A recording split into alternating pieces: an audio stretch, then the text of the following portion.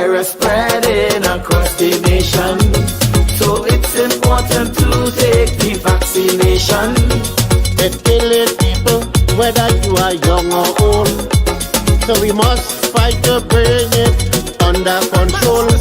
So the only way we can fight this enemy is to vaccinate each and everybody. So take the vaccine and let's be wise. Put your mask on, social distance and sanitize. Do not sit down and wait, do not hesitate. Take it now before it's too late.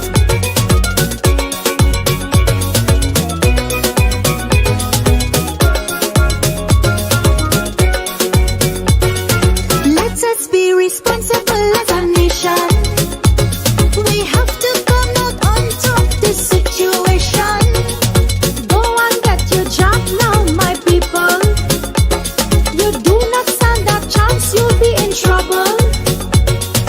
There's no other way. Listen to what I say. Go and get your vaccine today. So take the vaccine and let's be wise. Put your mask on, social distance and sanitize. Do not sit down and wait. Do not hesitate. Take it now before it's too late.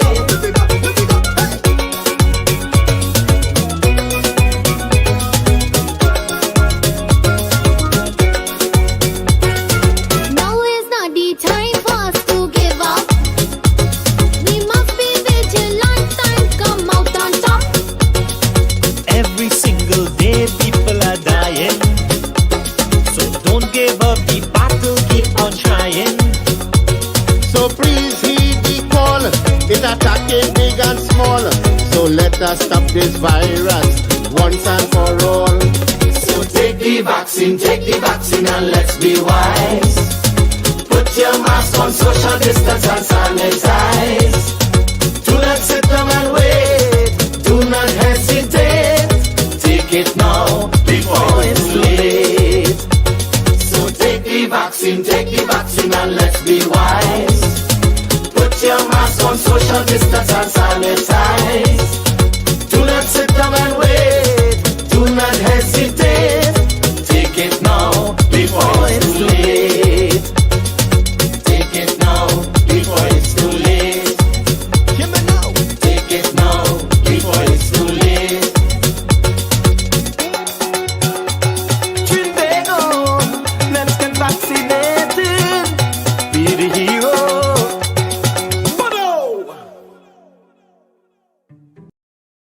They were the original superbugs: mumps, measles, polio and rubella. Thanks to modern immunisation, we don't see these diseases much anymore. So most of us have no first-hand knowledge of how dangerous they can be. Maybe that's why so many parents are questioning whether vaccination is the right choice for their children. And once they tap into the bottomless pit of misinformation swirling around the internet, fears are fuelled, minds are made up, and they may just say no to the needle.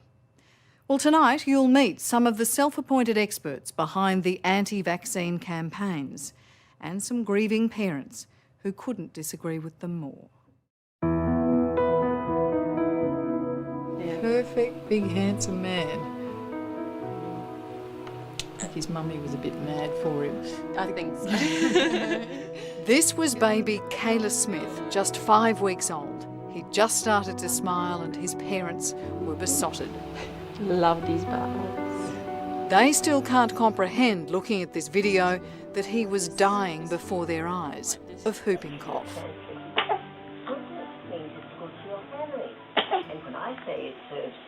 So this is the most important bit. That's what parents should be looking for, parents of newborns. Is that what you're saying? Just that little cough? Yeah, you wouldn't think anything of it. Jay and Roslyn want people to know what happened to their son Kalis. He was too young to be fully immunised, leaving him vulnerable to the sort of disease which plagued our grandparents and is still among us. He was given a death sentence. Yeah. Someone so young was given a death sentence. But try telling that to the anti-vaccine lobbyists And this is what happens. I am walking out of this because this is a farce. But how about you put me in touch with those parents? I will ask them relevant questions to establish the whole medical history of these children, and then we shall see what they really died of. At 76, Dr. Vera Scheibner is the voice of authority in the anti-vaccine movement in Australia and around the world. It's ridiculous. And so how many documents are in this room? Well, it is more than 100,000 pages of medical papers. For 26 years now, she's been writing prolifically about the dangers of vaccines. It's a national treasure.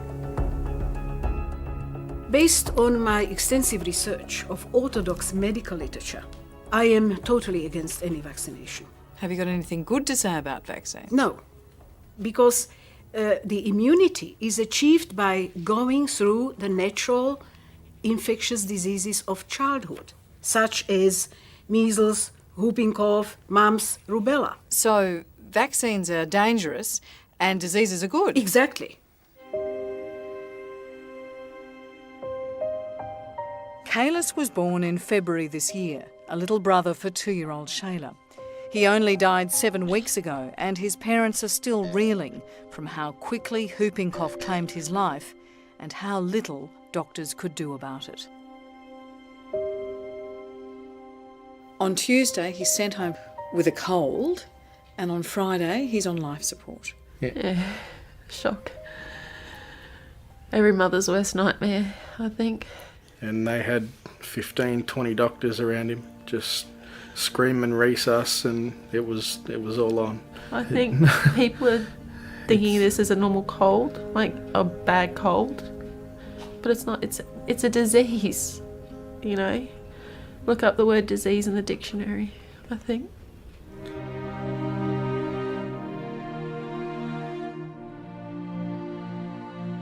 It's not so much the dictionary you need to consult, but the history books. The recent paralysis epidemic in South Australia brought most of the affected children to the wards of the Adelaide Children's Hospital. Vaccines have virtually wiped out polio, measles and mumps in Australia. They're so rare, today's doctors would struggle to diagnose them. So if a little kid turns up with measles in the waiting room out there, it's a surprise. That's right. And it's something that a lot of people just haven't seen. And yet, half a century on, Professor Peter McIntyre from the Children's Hospital at Westmead still has to argue the benefits of parents giving their kids the jab. We're not immunising to protect children against trivial diseases. We're immunising them to protect them against diseases which can have very serious impacts, and if we stop immunising, they can very quickly come back. What are the risks if a parent chooses not to vaccinate a child? As a parent, deciding not to immunise your child from the child's point of view is you playing Russian roulette with their life. So tell me about these boys. Who's who? Connor's 12. Sydney mum Meredith Collins has heard all those dire warnings about the importance of vaccinations, but she's not convinced. Her eldest son had an adverse reaction to his first needles, and she hasn't been back with the other two. Wouldn't you rather err on the side of safety, though? I'm not willing to put my children or their health at risk with immunisations that I don't have any real evidence to say that they definitely work, when there are also inherent risks in immunisation. While Meredith's not a member of any anti-vaccine networks, it's striking that their ideas have penetrated all the way through to her in suburban Australia. I was concerned about the base of mercury and formaldehyde in immunisations. You're worried about mercury in these injections, but mainstream medical research says there is no risk from that mercury. There's more mercury in a tuna sandwich. Depending on who you're talking to. I mean, if it's a pharmaceutical company that's actually issuing the research, well then maybe, just maybe, they're releasing particular information to market that suits their purposes. I don't know. So when you look at the mainstream medical research that says things like this, you're worried there is a conspiracy? I'm not worried at all. I'm asking you the question, who funded that research? That's all I'm asking.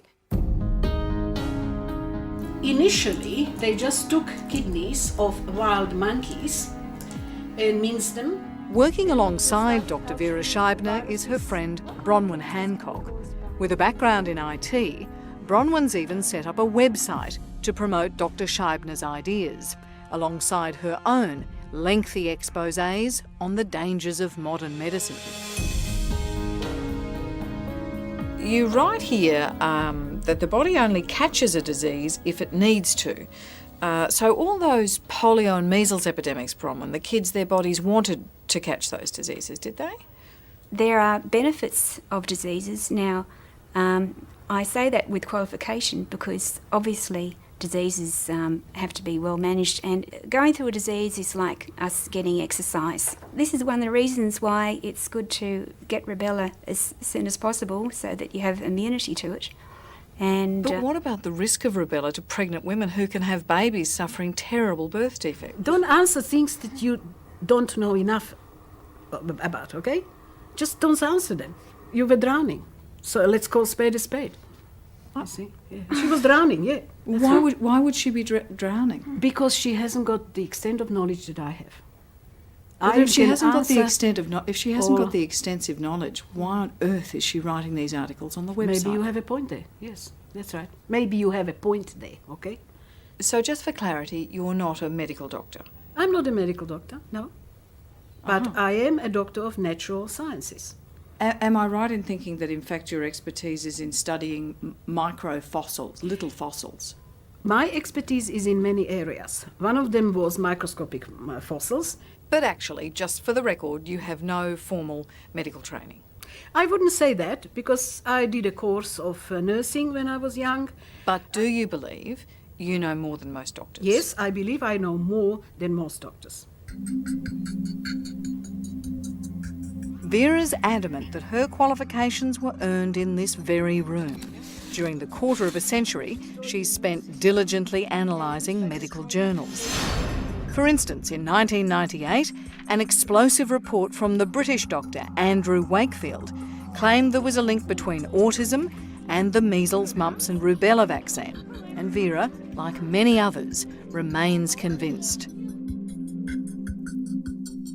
Vaccination of any kind causes autism. So only children who are vaccinated get autism?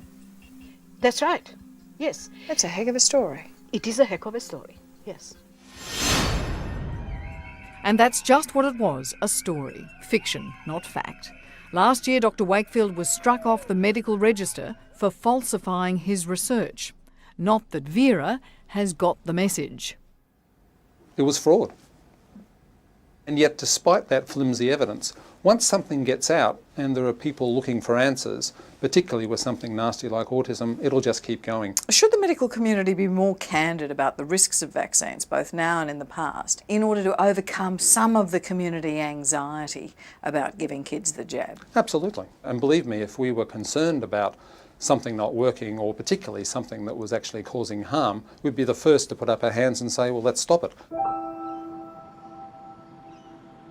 Such concerns about vaccines can unsettle a whole community. Here in parts of northern New South Wales, as many as 1 in 3 children is not immunised.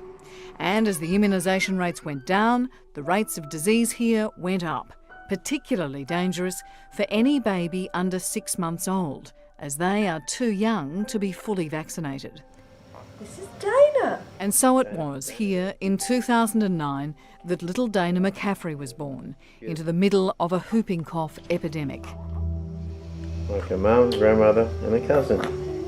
By the time the doctors worked out she was infected, it was too late. And I have to live every day knowing that because I took Dana out as a newborn, someone breathed on her and she's dead. Now David and Tony McCaffrey are taking no chances with their 4th child, Sarah. She won't leave the house until she's fully immunised. David's even off work as a teacher because 1 in 5 children at his school has tested positive for whooping cough. Are you comfortable with me being this close to Sarah without a mask? I am, because you've had the booster. The whooping cough. The whooping cough booster. Where is Richard? Hasn't had the booster yet. Our cameraman. Yeah. We lost a child to whooping cough, and we don't want to lose her. Everyone's focusing on the deaths. What about the children that survive? It is a horrible disease. What it does, it breaks ribs, brain damage, scars their lungs can collapse, perforated lungs, pneumonia every year, they have a cold for the rest of their life, chronic asthma. This is what whooping cough does. And how do you know they died from whooping cough? These children went to hospital and the doctors there diagnosed them with whooping cough. I don't think there's any doubt about that. But if the child was given hepatitis B at birth, it certainly suppressed its immune system and made it very susceptible to catching whooping cough from people around. They're dead because their parents immunised them at birth against hepatitis B. That's right, absolutely. Because vaccines are any vaccines are the single biggest cause of infant death.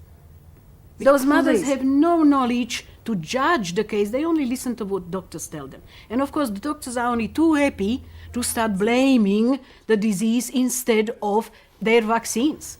Can I put it to you both that maybe not from malicious intent, that the two of you are involved in a conspiracy to cover up the plain fact that infants die an agonising death from whooping cough? Absolutely not. And I am walking out of this because this is a farce. But how about you put me in touch with those parents? I will ask them relevant questions to establish the whole medical history of these children, and then we shall see what they really died of. And I don't accept any accusations from you or anybody else about me doing something wrong, because I'm not doing anything wrong.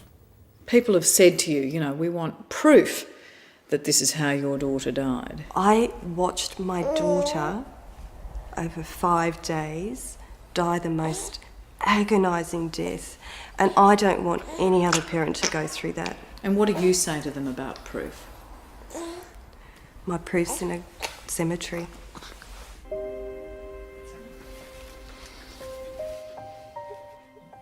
For the Smiths, their grief is still raw. They have learned the hardest way what our grandparents and great-grandparents knew, that childhood diseases can kill, and there's still no cure, only prevention. To see a child laying there from being perfectly healthy, just a little bit of a cold, to on full life support, knowing that he probably won't live, you won't get to touch him, you won't get to hear his cry, you just smell him. To hear your baby cry, you don't, it's a beautiful thing. I just wish I could hear him cry again.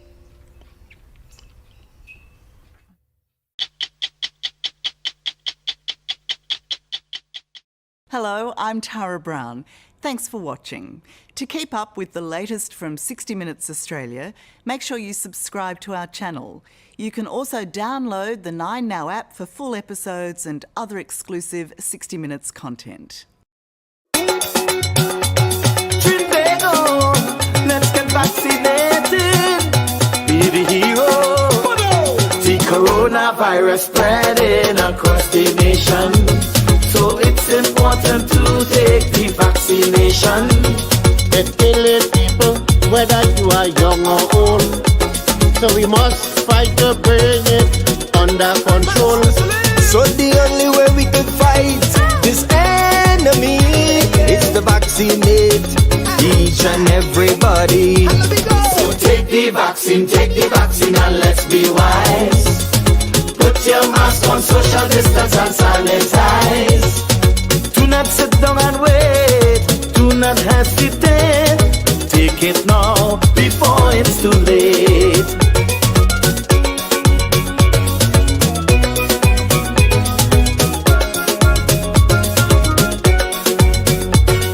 Let us be responsible as a nation. We have to come out on top this situation. Go and get your job now, my people. You do not stand a chance, you'll be in trouble. There's no other way. Listen to what I say. Go and get your vaccine today. So take the vaccine and let's be wise. Put your mask on, social distance and sanitize. Do not sit down and wait. Do not hesitate. Take it now before it's too late.